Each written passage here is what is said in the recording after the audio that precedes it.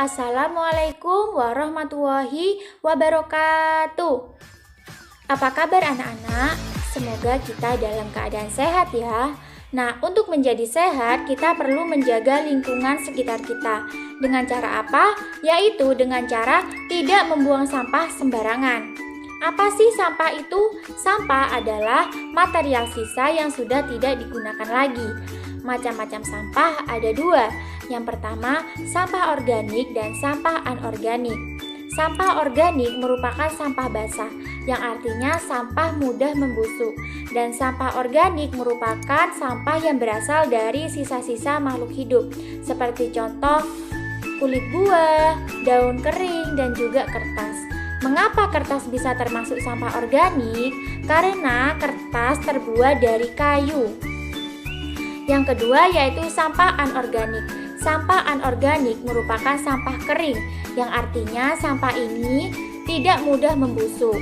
Dan sampah ini bukan berasal dari makhluk hidup, seperti contoh plastik, besi, dan juga logam.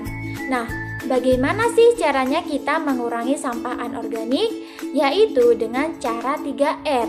Apa sih 3R itu? 3R itu yaitu reduce, reuse, dan recycle.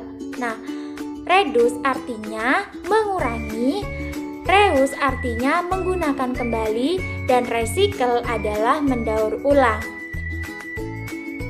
Jika kalian membuang sampah sembarangan, maka akan terjadi pencemaran lingkungan. Apa sih pencemaran lingkungan itu?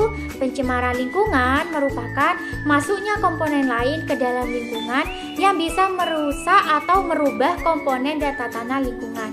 Nah, pencemaran lingkungan ada 3. Yang pertama yaitu pencemaran air, yang kedua pencemaran udara, yang ketiga yaitu pencemaran tanah. Sekarang kita akan membahas tentang pencemaran air.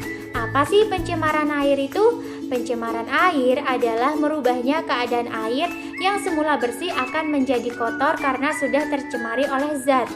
Nah, ciri-ciri dari pencemaran air yang pertama yaitu air tidak jernih. Yang kedua, air akan bau. Yang ketiga, terdapat banyak kotoran di dalam air. Yang keempat, yaitu air tidak bisa diminum lagi. Yang kedua, kita akan membahas tentang pencemaran udara. Apa sih pencemaran udara? Pencemaran udara adalah adanya zat berbahaya yang ada di atmosfer bumi. Nah, udara adalah hal yang terpenting bagi manusia karena udara digunakan untuk bernafas. Nah, jika udara tidak sehat, maka akan timbul penyakit-penyakit pernafasan bagi manusia. Yang ketiga, kita akan membahas tentang pencemaran lingkungan. Apa sih pencemaran lingkungan?